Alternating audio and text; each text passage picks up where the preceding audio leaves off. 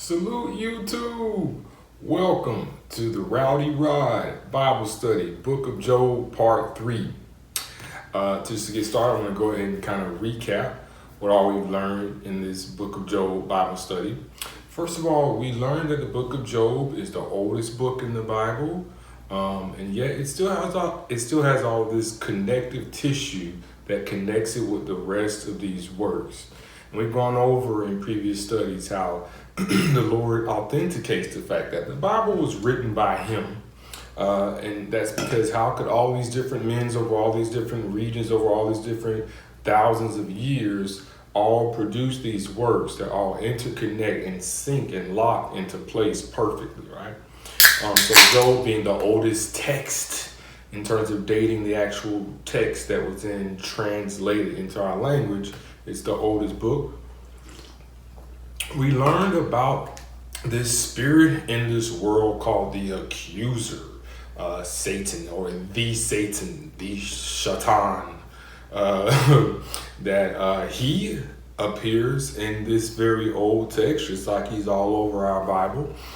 These are the types of things that, our spiritual forefathers who put all of the books of the Bible together as the canon.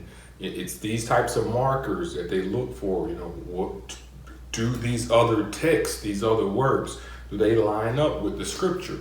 That's a way to, be able to either allow or reject, accept or reject different textual works. And so that's how our Bible arrived at being what it is. And if you're interested in a more in-depth kind of exploration of that, look at Lee Strobel's work, The Case for Christ, or even research it yourself. But yeah, so we saw that the book of Job is at one of those oldest texts. We also saw that this evil spirit, the Shaitan, the Satan, the accuser, that he serves a very functional purpose in existence. That because God, had to wrestle with the truth, the indisputable truth, that if you're going to create sentient beings with their own minds and thoughts and drivers and desires, that they must have free will, and therefore the possibility of evil was inevitable. And so we see that God in his infinite wisdom knew that evil was inevitable. And he even tells us in his word that he's not in time. He can see the end from the beginning. And so before Jesus created Satan, right? We're going to get into that in the book of John, which is our next. That's what we're moving to next once we wrap up here in the book of Job. Jesus created Satan. So when Jesus created Satan, this was in mind, that this, we're going to put you up high because the Lord is not in time. You could see that heart, that dark heart that the Satan has, the accuser has, where he would even his first accusation was against the Lord God himself. And we'll get into that one day.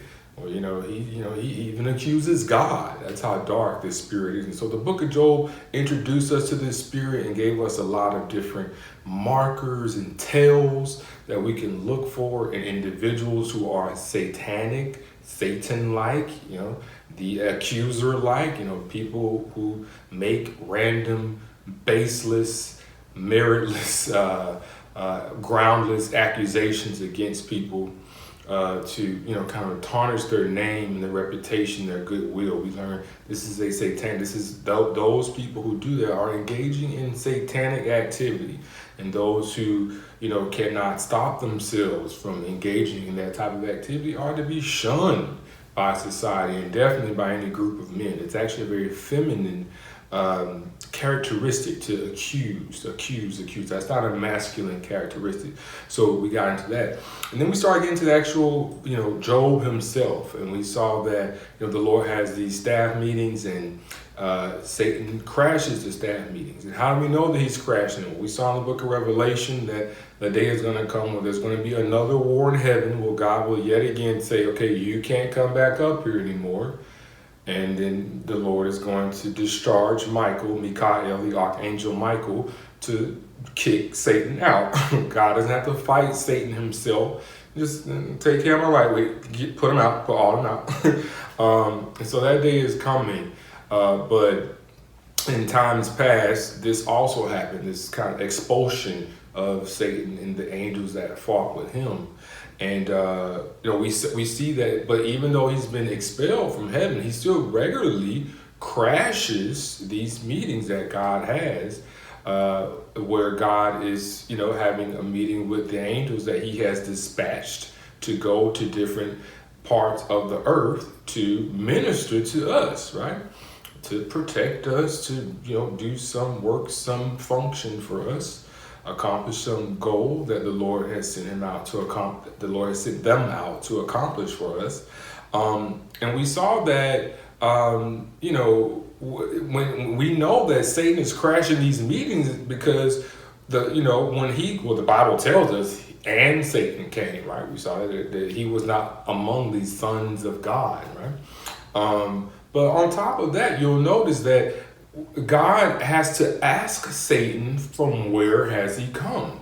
Why are you here? Where have you come? Now, where have you come from that you would come here? Like, where have you been? Well, why have you come here? Where have you, I wouldn't even say, why have you come here? I would say, where have you been that you would come here? And the reason why God has to ask Satan, where has he been? And where is he coming from? Is because God didn't send him to do what he's doing, right? The devil is, he has been expelled and now he's doing his own thing. He's that rebellious spirit, and those who follow him in our modern day and age, that's what they're drawn to, the rebellious spirit of the Shaitan, the Satan, the accuser. They're drawn to that. They're like, bump all this goodness and God and all that, fuck all that. Let's go over here and rebel. Rebel's a lot of fun until the rebel gets squashed like cockroaches, right? But that's what he is. That's what he represents. So he goes up to God's throne, this accuser, and he accuses the believers, right? But we also notice that he did not accuse Job, and so the Lord himself brought up Job. And when the Lord brought up Job, the devil, Satan, knew who he was. There was no, who Job? Who is that? Not only did he know who he was, he could give God detailed analysis of what is going on with Job. And what does that tell us? What is God telling us about this spirit that you'll see in our Genesis part 2, was he for the streets? You'll see when you went into that this spirit sits back and he spies on us. That's why we went into how anything based on, kind of surveilling, secret surveilling of people. This is satanic. This is what these evil spirits do. They sit back and they spy. So just by the Lord just invoking Job's name, the devil Satan just went right into all these accusations. Oh, he'll denounce you if you take away all of his blessings. He only loved you like a fat kid loved cake. Take away that cake, he'll curse you. And we saw in the last Bible study that the Lord gave the Satan power to take Job's things, but he is so dark and just unfathomably wicked and evil that he would take the authority given him to take materialistic blessings and he would extend that over to lives, to souls, killing Job's servants, and then most tragically the pièce de résistance, which I couldn't get out, I got tongue twist on yesterday, which that is French for basically the most remarkable part. Usually it's an expression said at like a nice fine dining experience, right?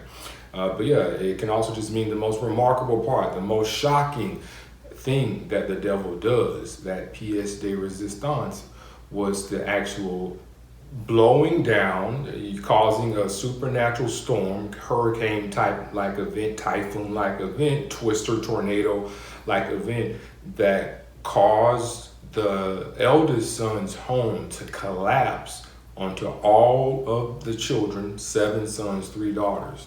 So we saw that that's how, just diabolical and just purely dark and purely evil this spirit is, that he would take liberty of, you can take his things, to then, in taking of those things, take innocent souls along with it. So that's where we kind of ended up. The last thing we kind of read was the fact that in spite of all these things, in spite of Job losing everything that God had given him, he got, he arose. Job rose, shaved his head, tore his clothes. That's a very Jewish thing. Again, people claiming that they're Hebrews. Why don't you speak the language? Why don't you write the language? And why don't you tear your clothes when you get mad? Why? That's kind of a joke. Why wasn't the culture transferred to you in any way? No, none of us black Ados, none of us ever grew up tearing our clothes when we got upset. Jews, that is actually ancient Hebrews, which are Jews. That is a part of their culture, and that extends down even to this day, especially if you're dealing with like Orthodox type Jews, right? So we saw that in spite of losing everything that Job had, he still loved the Lord. He got down and he worshiped, and he basically said, "I don't care. You gave these things to me, including my children. It is yours to take away. I still love you. I'm going to worship you. I'm going to grieve this. And, we're going to keep it pressing." The Bible told us that Job did not charge God foolishly, because we know, and Job has now been given this insight about the fact that the devil made an accusation that had to be explored, right? That's what we learned. God, because evil is inevitable when you're dealing with creatures with their own free will, that the evils must be put to some good use. That is the way God has resolved the evil problem, the theodicy, as some people would coin it. That problem of evil, the way the Lord has chosen to resolve it is to use it. And so one of the ways that the Lord uses it is these accusations that the devil makes, Satan makes. Some of them he will explore, and he'll explore them in the form of a test on we believers, the target of that accusation, the one who the devil targets. The Lord, not every accusation the devil makes, but there are some with the Lord being infinitely wise decides this one I will explore. And this is unfortunately, well, not unfortunately, but this is tragically, you could say, what Job is going through right now. He has a test now that he's being put to. So that's how we wrapped it up on the last part, that Job did not charge God foolishly, because even though all of these calamities that befell him, if you're just looking at it and you're just experiencing it, if you're Job, there would be no one who could convince you that this was not God doing this to you. God himself is doing this to you. But we learned that, of course, it was not God doing it. It was the Satan, the devil, the accuser that was doing it. But God allowed it. And even in God allowing it, God also allowed it to be camouflaged as God's work. And these are things that are just devastating to believers. If you've ever been in this situation, if you haven't been in this situation, I would posit that it is very likely that one day you will be put in this situation. So that's actually how I wanted to start out this Bible study. I wanted to go over a time in my life where obviously Satan went and made an accusation against me that the Father then obviously said, okay, this needs to be explored. And that was when my son was born. When my son was born, I've said in early part 1 of this Job Bible study, I said that, it was a big deal to me, as it should be to all of us men. If the Lord blesses you with a son, if you despise that son, if you in any way do not value the huge blessing that it is that the Lord has given you a man-child, repent and go and establish a good relationship with that son. I don't care if he's angry. I don't care how much he pushes back. Fight, because it's a big deal when the Lord gives you a man-child, right? And so I knew this before my son was born. And then once my son was born, immediately what I could just discern spiritually was I could tell, I could discern, I was aware of, on a metaphysical kind of level of an accusation that Satan had made. And that accusation that Satan made against me was, he loves his son more than he loves you. This is the accusation that I know, just like with Job, in hindsight, right? That's why we have the book of Job, because he then sat down and read and wrote this, or sat down and dictated this to someone in his old age, which he was actually just being used by the Holy Ghost, which is why it matches and sinks in and locks in with every other part of the Bible. Again, God's signature on the Holy Scriptures, that he is the actual author, and that the 40 men, quote unquote, who wrote it down or had someone transcribe it down for them were just tools of the Holy Ghost, right? So yes, likewise with me, the Lord gave me hindsight 2020. But while I was going through it, I did not know. I knew when my son was born, and a lot of craziness going on. Immediately after my son being born, I started going through my divorce proceedings.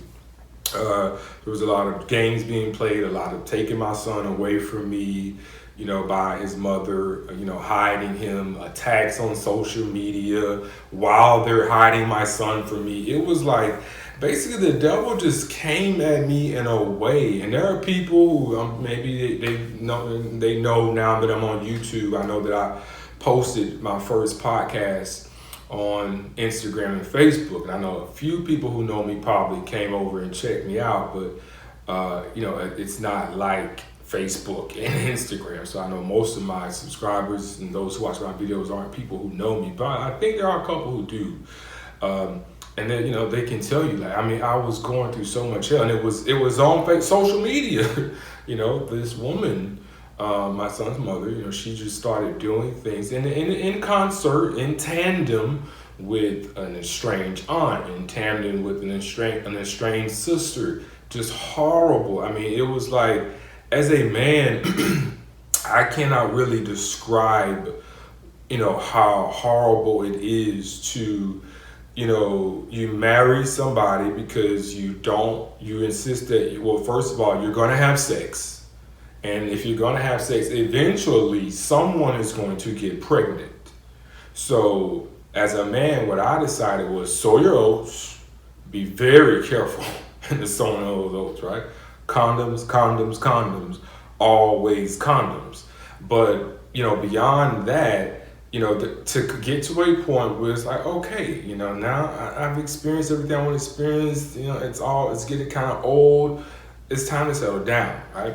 So, that's what happened with me. And then to go in and choose a woman to do that with and have vetted her, I chose someone who was a virgin. I chose someone who, was not out there. And, that's the reason why she was chosen. She was not chosen for her looks. She was not chosen for her intellect. She's a bachelor's degree, but not from a very good, institution. But who cares? She went out, she made that effort. So she's not just like a lazy bum, right? But no, I don't need an extraordinary anything. I just need you to be a good woman that I could build a life with. That was always my goal. And as a man, that should always be what you're thinking about when choosing, if you're going to marry, who to marry, right? Because I can admit, I couldn't say that I wouldn't still have gotten married. I still would have gotten married, right? The reason why I would still have gotten married is because, again, I'm not going to keep having sex and then one day somebody's going to end up pregnant. Like, it's just not realistic for me as a young man to not have gotten married. Now, there may be men out there who figure out a way to get a vasectomy. I'm not willing to cut on myself to make sure I don't get anybody pregnant. And, to be honest, so for me, it was like the most natural thing to do. Eventually it's time to build a life anyway. So that's why I decided to do it. I understand men who decide, nope, not doing it. I'm learning from you and your mistakes, meaning me, and other men like me. Hey, look, you try to be decent. You try to be right. You even got a virgin, and look what happened with you, right? I'm good. I don't blame them. My only thing is just make sure you never ever get anyone pregnant, or not even that you take the steps to make sure that no one ever gets pregnant. If that means that you always carry around your own condoms, you don't trust her or her condoms. If you start, it start getting a little dry, y'all gotta go get, some KY or something. You take that one off and you put another one on, and that whole time it was within your eyesight, like in terms of the backups that you had. Just you have to constantly just be very careful and very meticulous and deliberate about making sure she doesn't get pregnant. Because if you are not marrying and then you go off and you get somebody pregnant, well, now you have contributed to the entire problem. And you're trying to avoid the pitfalls that myself and other men have gone through. You have contributed to the problem. Now another, in the old days, what we call a bastard child, a child born without legitimacy. The mother was not married to their father. Now I'm going to produce another bastard child into this world who's going to have to be going through all of this mess. One thing I can say about my son, that, and believe you, these things matter, because I remember being a kid and being so thankful that my father stepped up and married my mom, because it's like there is a stigma, and we may feel all of the zillennials, whatever they call it, they ain't think like that. Let me tell you, there are certain things that are put in us by God, okay, period. And it means something to know that you were the product of a marriage, and it hurts to know that you were the product of a hookup, of something casual, something where the two people did not even respect each other enough, or respect, the power of having sexual relations enough, and that it could lead to life. And in fact, that is specifically what it was designed to lead to. To come from that's tough, right? So I get it. You don't want to marry, fine. You better not ever get nobody pregnant, right? So for me, I was of the opposite opinion. I wanted to get married, settle down. And to get married, settle down, like I said, long story short, craziness. I did not file for my divorce. The wife filed. She filed for the divorce because after the son was born, in-laws kept coming to our home, just completely intruding on our privacy, on our way of life. We were freshly married, got pregnant in the honeymoon, quote unquote, literally, immediately got pregnant on the honeymoon. Right? So it's like, look, we have a lot going on. I can't have y'all all in my space. I need to be able to get off work and have peace and quiet. And and a physical fight actually broke out. And there were arrests that were made. In fact, all of them were arrested. Thank the Lord. The Lord protected and covered me. I was not arrested, because the cops who came to the home said, wait a minute, he works and you stay at home, and he made this one request that they should not be here when he gets home, and they're still here, and now they're here, they're fighting him. So thank the Lord, right? But then that created this to this day, this kind of like maniacal, desire for revenge, to get revenge for the way all of that turned out. And that's what I've been living through the entirety of my son's life, right? So getting it back to my Job experience, after he was born and all these games were being played and we're going to court and we were fighting for custody and everything, and the Lord blessed me, actually won custody. I won custody of my son in my divorce. And the date that I won custody, the official date of it, the trial of it, he was 8 months old, I believe. But when it was made official and the actual order arrived, that he was 11 months old. So I won custody of an 8-month-old baby, right? So that's why I know there are men in this space who are like, oh, women are evil. Women are winning. Women are winning. 304s are winning. It's like, and I'm not the only man in this space who won their divorce. You can, I get it. There are a lot of fucked up things that happen to men in divorce court and family court. I'm going through one right now. That's the thing about court. Even after you win, that person could come and challenge that or just do things that the only thing that needs to happen is a substantial change in their life, and they can just throw all that out and you're back in court, back at trial, right? So I'm not diminishing the bullshit that men have to go through when it comes to family court. I just say that there are, and our judge, the judge who awarded me custody, was a woman. Right? So there are women out there who will, objectively look at a situation and decide what is best in that child's best interest. And I can vouch for that because such an award, such a judgment was given to me, right? So I won custody of my child and everything good. But, I was a father. I was very much like, the more I started learning about our products and our foods and started realizing that, there are GMOs and everything. Now, I was the dad that I would sit there on the aisle at the grocery store reading, the ingredients. And if there was something that said modify anything, nope. So, it would take me forever to shop for everything. I mean, I was you could say that I was spoiling my son, but it wasn't anything that he could perceive. All he knew was that food was being put in front of him, right?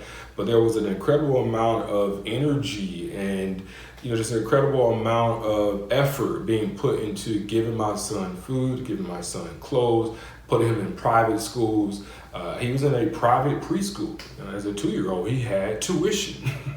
Crazy thing in the world. I couldn't believe I was paying tuition for a 2-year-old. But, that was how, I looked at my son. It was like, this is my image. He came from my body. This is my man. This is the man child the Lord has blessed me with to raise up in my image, raise up in my ways, and to carry my line. I am a twin, right? I'm a twin, an identical twin. We were both born boys, right? But the thing is my father, of his siblings, it was just my father and his brother. There were 7 siblings, 2 boys, 5 girls. Out of those 2 boys, it's the men who carry the line for it, right? But out of those 2 boys, my father's brother had all daughters. So my father's actually the second born of the boys. He's the youngest of the boys.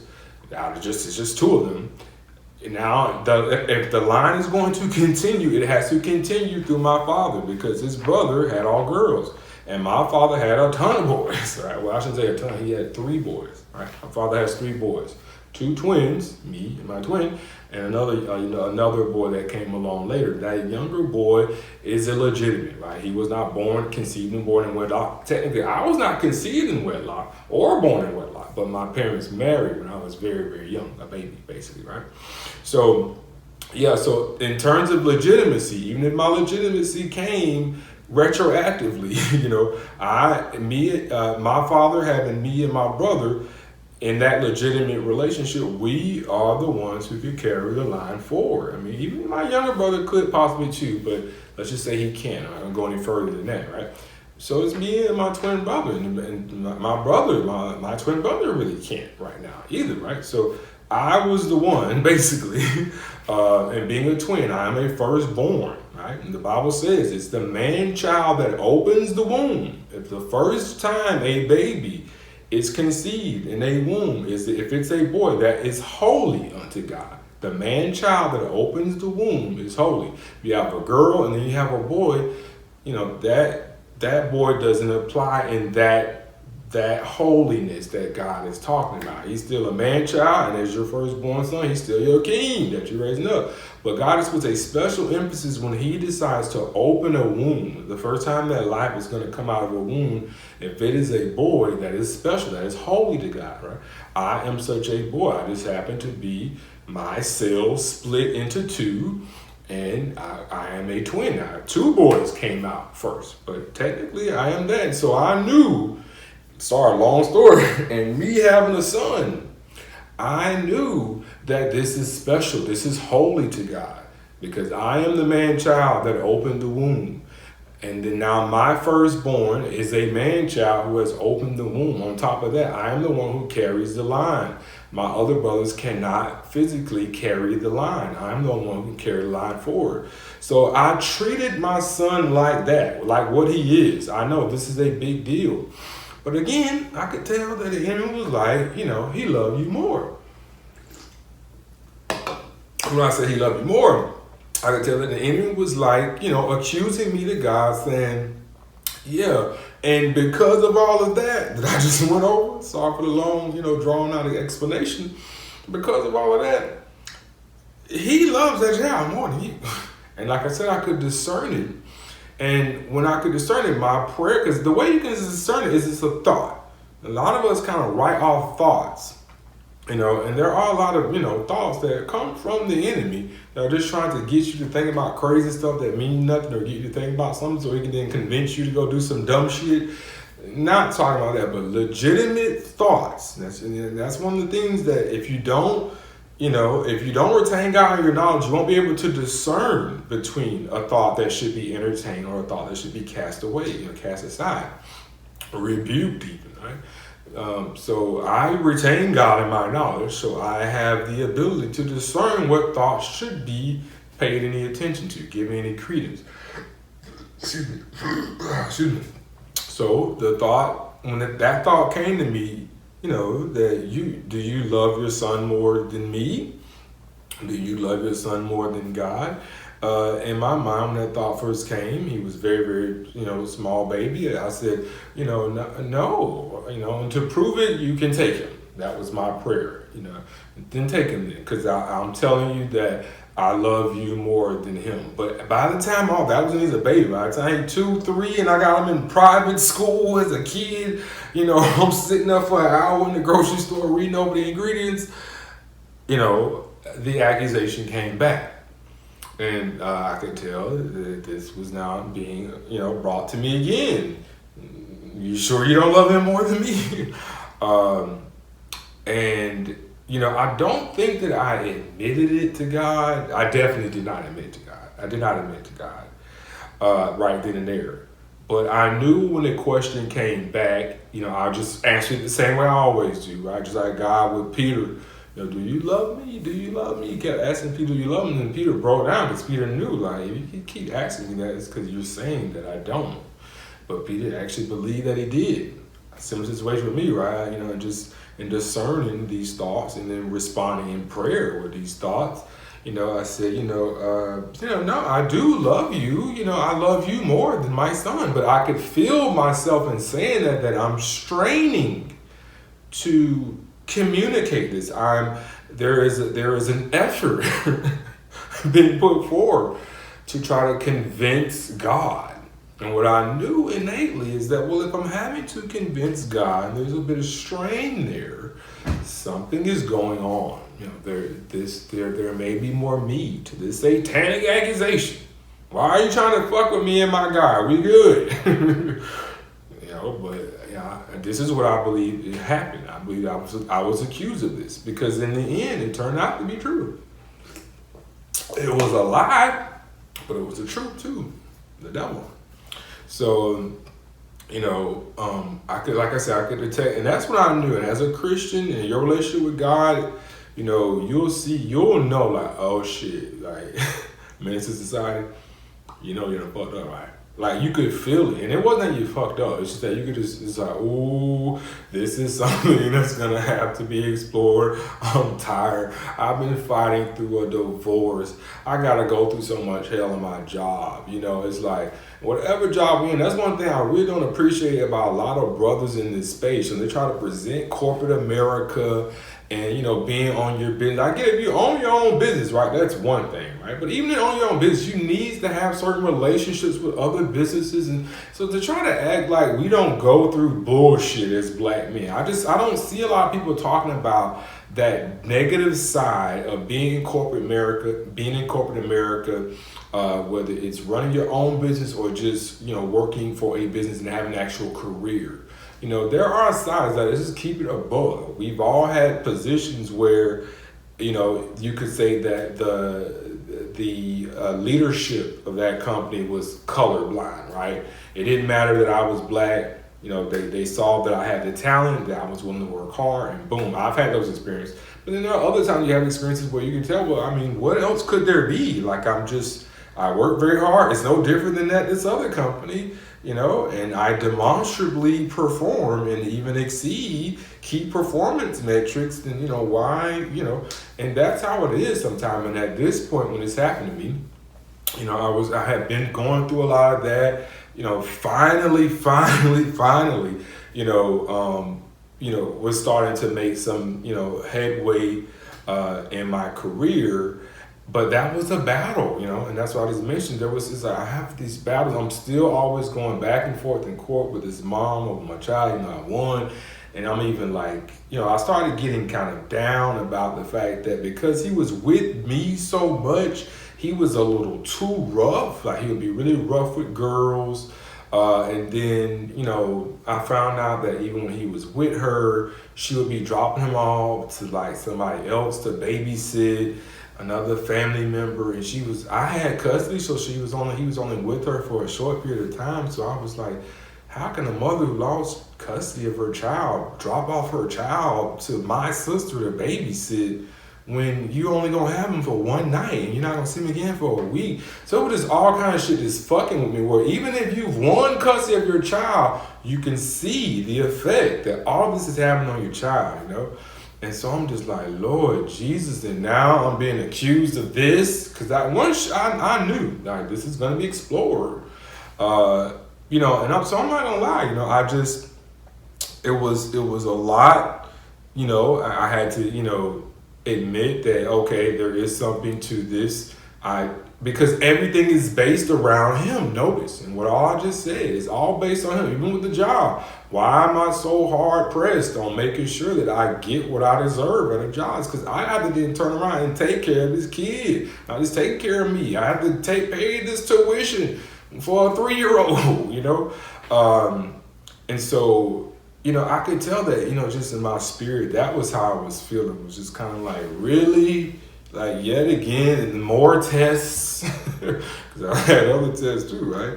So, I got flippant with the Lord. I'm not like Joe. That's one thing we have to, my bad, I don't know if you understood anything I just said. I got flippant with the Lord. And I'm not like Job, right? I'm not like Job. I'm not a good man. Right? And that's one thing we have to remember when we come to the book of Job. Job is a good man. Job he's nothing like us, okay? We have to keep in mind, in this day and age, we are so corrupted. We can never look at these people in the Bible thinking we're better than them, or, no, I'm telling y'all, this is how good God is. This is how much grace and mercy he covers us with. But please understand, these people, with all the rotten shit they do, they have nothing on us, okay? We are, particularly corrupted because so much has happened, so much time has gone on, so many technological, innovations have, opened up a lot of things to us, right? But yeah, I'm not a good man, right? So, and I just know, like, oh Lord, I'm about to get tested again. What's this gonna be? And as I mentioned, around September 2017, a lot of crazy stuff was happening. You can check that out in the Rowdy God podcast, episode 8, Prophecy's Pattern, Bible Prophecy Echoes, where I go into that. So around this time, just a lot of things are happening. And finally, the kind of straw that broke the camel back was I just started realizing that God had given the devil permission to take from me, right? And I'm not gonna lie, in my prayer, I believe the Lord told me, well, in order to establish and prove that you don't love the child more than me, I'm going to take the child and I'm going to take everything. And I remember when I first kind of like discerned that in prayer, I was like, psh. That's why he called us the bride of Christ, because the church, we really like the strongest man compared to God is a bitch, And so when this, when I kind of discerned this, I turned into like, the way that I responded to was very female-like, and that I was like, really? I was like, oh wait, all these 11 years out of my life, Mary J. Blige, I don't know if you caught that, but you become very feminine with God, and that it's like, I mean, what are you gonna do? He's God. You just does, and so you do. I get why he calls the bride of Christ, because it was like for real, like it's like that. And I can joke about it, Lord, but I was devastated. And it was like, and I started writing on posters around my place, to where every time I looked in the mirror, that I would write like, the Lord is going to take your child, your job, your car, your roof over your head. He's going to allow the devil to take it, because I was trying to prepare myself mentally. And I remember my mom came over one day and she saw it, and she didn't even mention it. And I was like, I know you saw it. It's just something I put up in there. I'm trying, just keep my mind right in case. I think that's the way I said, like, in case things go wrong.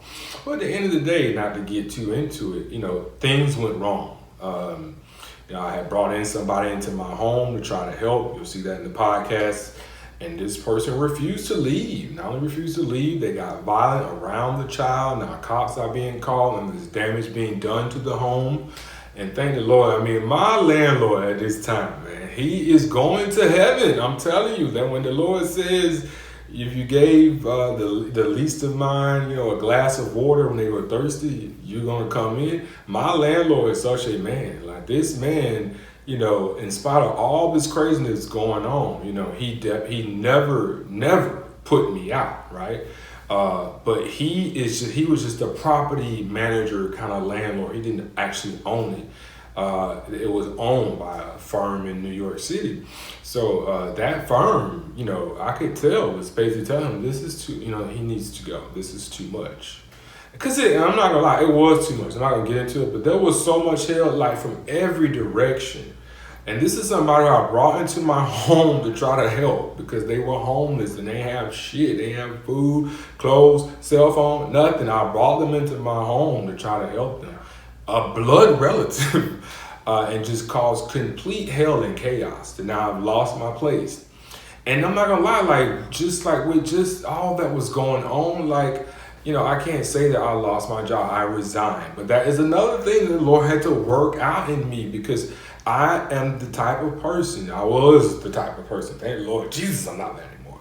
But I was the type of person where, on a job, I never got fired, and I would work on jobs for years, but I would resign, because it would get to that point where, look, it's been 2 years, why haven't I been promoted?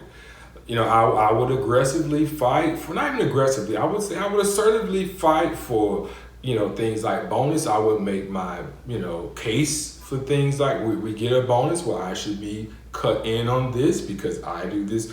So I've always been a very active, proactive when it comes to my career. And that sometimes comes to a stalemate in terms of negotiations. And so, I ended up resigning at the company I was at. And it was from the devil, because literally with this particular company, we always got paid bonuses, yearly bonuses. It's called EBITDA. Anybody who knows EBITDA. We always pay EBITDA, whatever. And I got a promotion, and so I'm making a decent amount more money. And then my vice president calls me in and says, hey, because you got that promotion, like, we're not giving you a bonus anymore. And I was like, oh, you mean like this year? Because my money jumped so much, you feel like that's my bonus? He's like, no, permanently. So, if that basically it fully nullified the promotion. But if you're telling me that when I could profit participate for 5 years, now I'm not going to profit participate, I can say I resigned because I did tender my resignation immediately. At the same time, is that a resignation? It is, right? But you get my point, is that, so that happened with the house, and then with the car, I didn't lose the car technically, but it's like I've lost my place.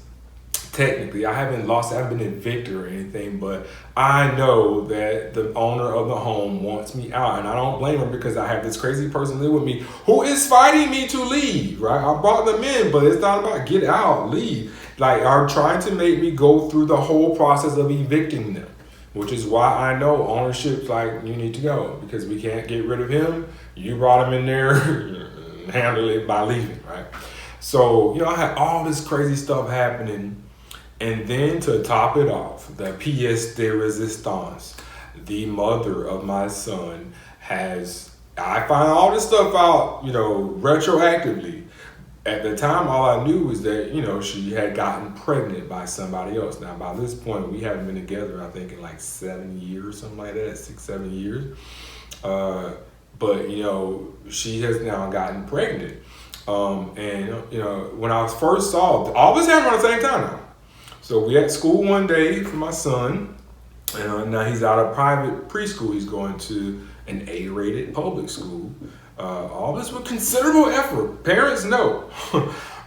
So we're going to like a little open house, and the mother is just like rubbing on her belly, like in these very odd, displays. And I'm like, what's wrong with her? But she just really had to make sure that I noticed that she had a baby bump. And then finally I realized that's what it was. So I was like, oh, it's a baby bump or something. So, but for me in my mind, I was like, this bitch so weird. She has to make sure that I see her baby bump. Like, I don't give a fuck. I haven't touched you in 7 years. And obviously, I moved on. You shown up at one of their jobs, right? But, so I'm like, girl, I don't think about you. Like, you think the fuck that you got pregnant like earlier? But then immediately after that, I was like, oh. Because as I said, in the few days that she would have our son, she would drop him off to get babysat.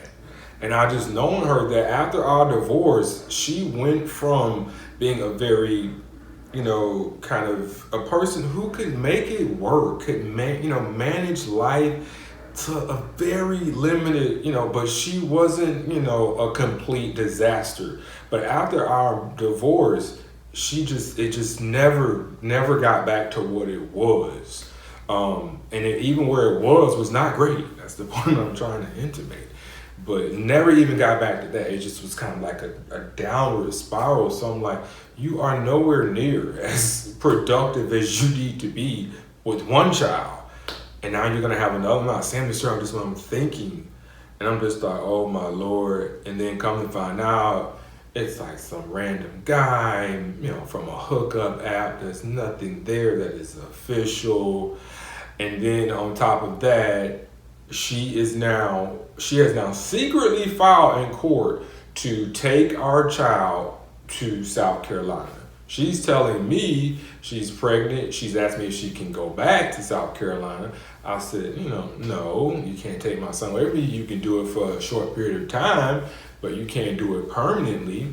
And so because I gave her that answer, she then secretly filed behind my back that, I've consented to her leaving. And so next thing I know, when I find out, I go to my lawyer who represented me at the end of the divorce.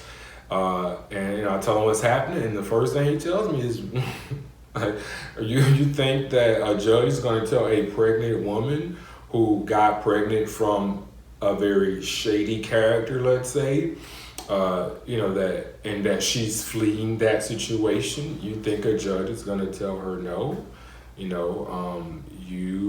You're going to have to, make peace with the fact that she is going to be able to take him. We can fight it, and work out a good schedule for you. But in my experience, they're going to let her go. Fired him immediately. Why am I paying you when you're telling me we're going to fail? But once I really thought about it, it was like, wow, like this is it. This is how my son is going to be taken from me. It's because this woman, and then kind of find out, because now I've been filled in on everything that was happening here, like in the last year. But this all happened years ago. But kind of find out it was because I started dating this model that it got somebody in their feelings, and then they went and cried to somebody like, I can't get anybody, who then showed them about apps, helped them hook up themselves to look presentable, then started randomly sleeping around and got pregnant. And now because that has happened, Now my son has to be, because then of course that did not work out. That person was not interested in them in any official capacity, legitimate capacity.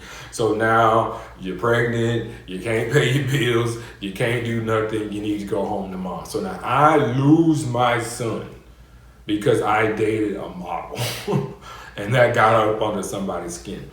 And to be honest, it just got to that point where that's what I say, I'm not Job. Because I charged God foolishly. I did. Even though the Lord had warned me, that this was the accusation being made and therefore it would have to be, explored. When it all kind of came to the head and that now my son is going to literally be taken away from me. By the way, on the car, I called the bank, said, come get the car. They wouldn't come get it. Thank the Lord. Turned out I needed that car. But I just gave up on life. I was just like, I'm going to lose my son. Like, this is... And so there it was. Satan's accusation was proven that I loved my son more than God. And there's not a lot of Christians who can actually be open and honest about the fact that some of Satan's accusations, we have to understand why God would allow them to be explored. Because at the end of the day, they really do get to a deeper truth. And that's the only reason why the Lord would allow it. We can never take the moral high ground to God. Like, there is no moral high ground to God. You can never look at something God is doing and say, this is wrong, this is immoral, you have injured me. And so you have to understand, like, he is God. So if he is doing it, as difficult as it is, he is good. So in the end, this is good. And I didn't feel that way at the time. I gave up on life. I was just like, fuck it all. Bank, come take the car, fuck it all, like that's it, I'm done. And I just gave up on life. Because now, by the way, the mom has now just taken the kid. We haven't gone through court to go through the process of what's called a relocation procedure. We haven't gone through that. She just filed it and took it. So it's like, I just gave up. I'm just like, fuck it. I don't give a fuck about life. I don't give a fuck about nothing. Fuck everything. And this is where I started realizing, oh my God, I really do love my son more than God. I started realizing it. I'm sorry. Because literally, losing him, her being able to take him after I had won custody. This was so crazy. This people don't understand, man. Like, it's crazy out here. That's why I get me who don't want to get married. Just don't have no kids. That's the only thing. Because you understand, if you get somebody pregnant and you're not married to them, you have no fucking rights. You are going to be a once a month dad. Let's say uncle, dad, uncle, whatever. You are a once a month dad. You're going to be a period dad. You're going to be a menstruation dad if you're not married to that mother. So that's the thing. If you're not going to have kids, great. If you don't have kids, fucking marry. You'll see. First Bible study I ever did on this channel was Adam and Sim. I said that. If you don't have kids, you have to marry. That's the only way you protect yourself. Sorry, it's a fucked up system. Then don't be skeeting in nobody. If you're gonna do that and you get them pregnant, you have to marry them. That to preserve your rights. I mean, I guess it depends on where you live. But I don't know any place where a baby daddy has rights like that to his kid. I just don't know them places like that. Okay, but yeah. So like I said, it exposed me. It exposed me as a man who loved his own son. This little rubbery, it was a little bit after that age. This little rubbery carbon copy of me. Literally, my son was born. I'm sitting there watching him being pushed through the birth canal, which I'm like, how is that ever gonna feel good again? But Elohim, but God, because it literally shrinks right back. But I'm seeing this thing between my wife's legs, and his head is coming out with this dark curly hair. And then when he finally was pushed all the way out, the first thing I said when I saw my son was, that's how I look. Because I knew, and look, what I was looking at was me. It was like, that's exactly how I look. Like, I knew I was like looking at myself. I don't know if I'm like communicating it well. But that's my son. It's like, my son is just like, people be like, did you get a DNA test? I'm like, I get it, but bruh, I'm not even gonna go there, but you should definitely, if you need a DNA test, that says a lot more about you than it does about her. Because you shouldn't choose a woman that, you know, is somebody who you would have to think that way about. But even if, let's say, she's a good woman at first, but then she turns, you shouldn't be skeeting up in her when she done turned. You should have done canceled her before then, right?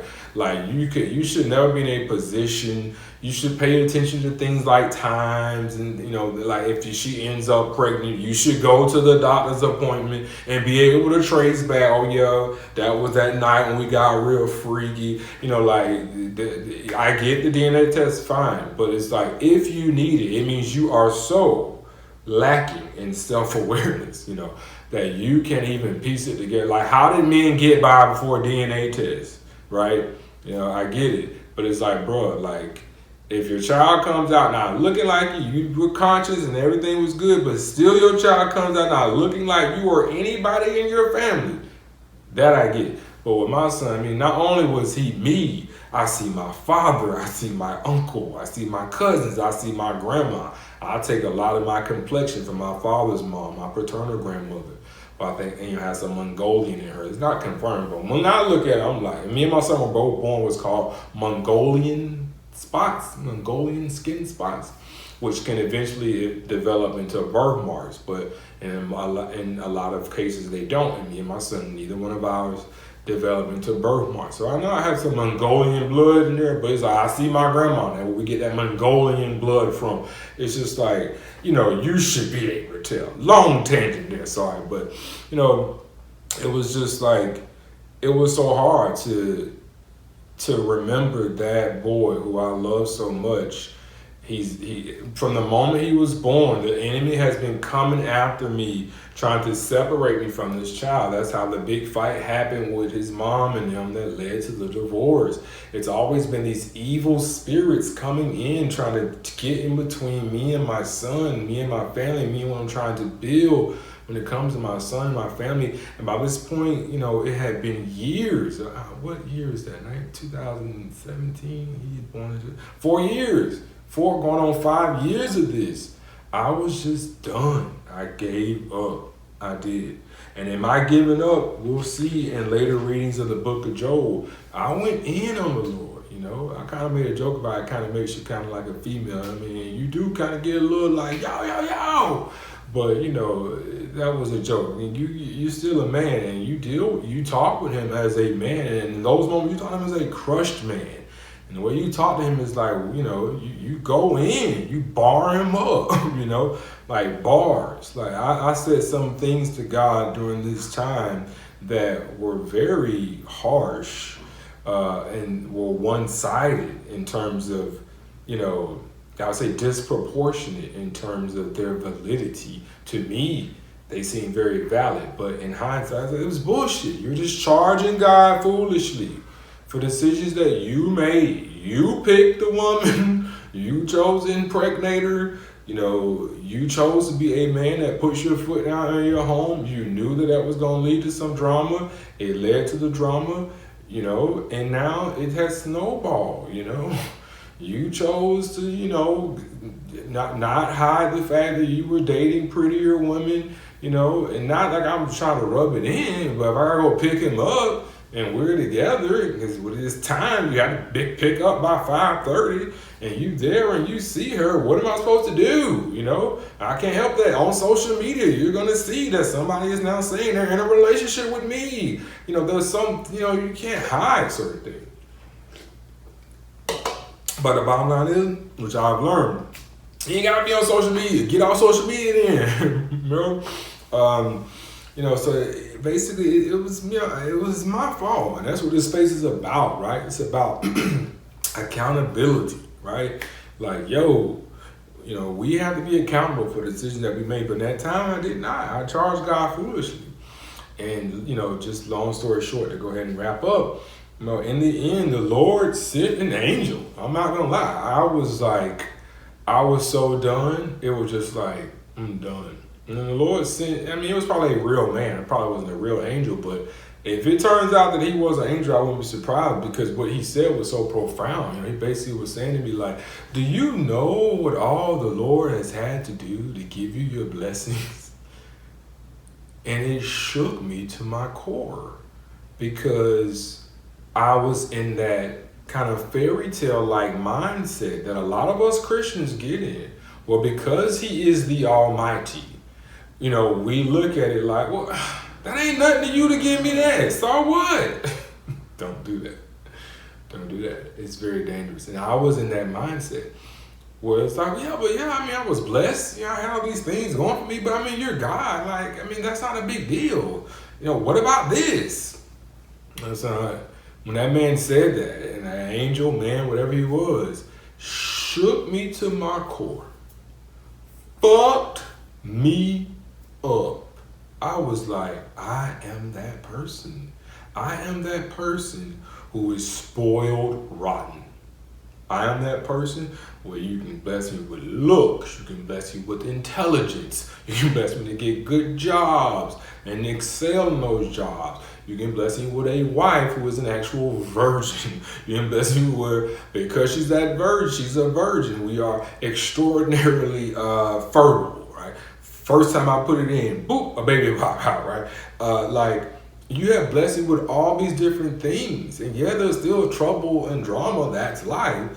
But you bless me with so much, and I still have a problem. So sitting here complaining, and the Lord broke me down and just showed me like that's what you are. That's what you become. Because I have become a snob, even in living in LA. When you're in LA and you're making like good money and stuff, there's certain circles that you run in, and there was.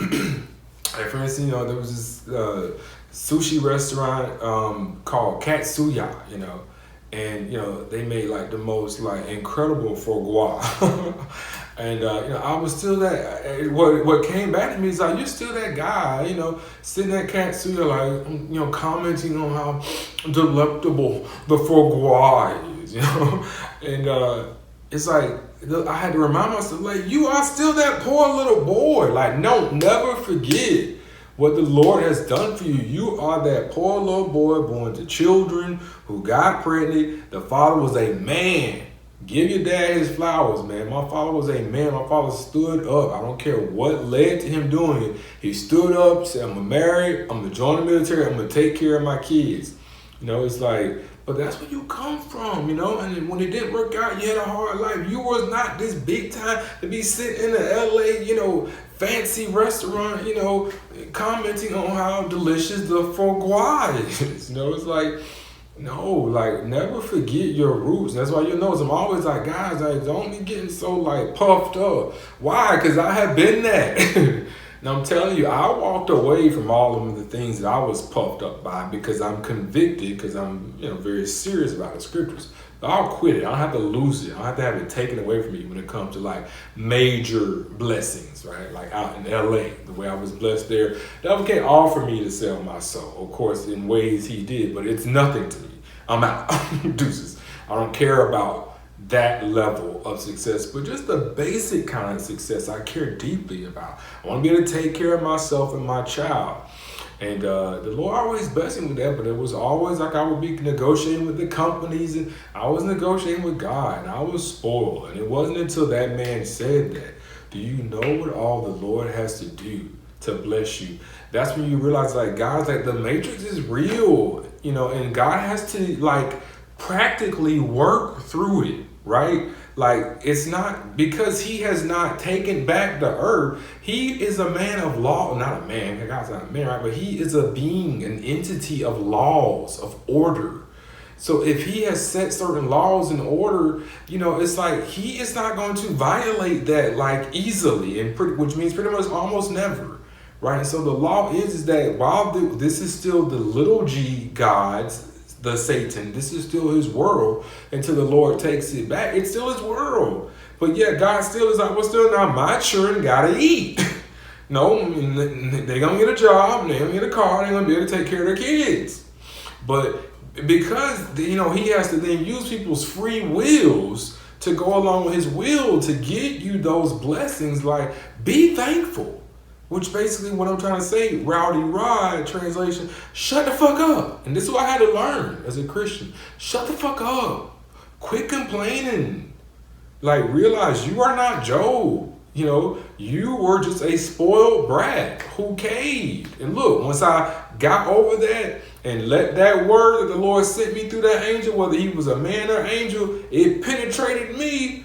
I got up and said, now get your ass back together and go back and get to your kid. Where am I right now as I record this video? I'm with my son. I'm with my son. The devil's weapons did not work.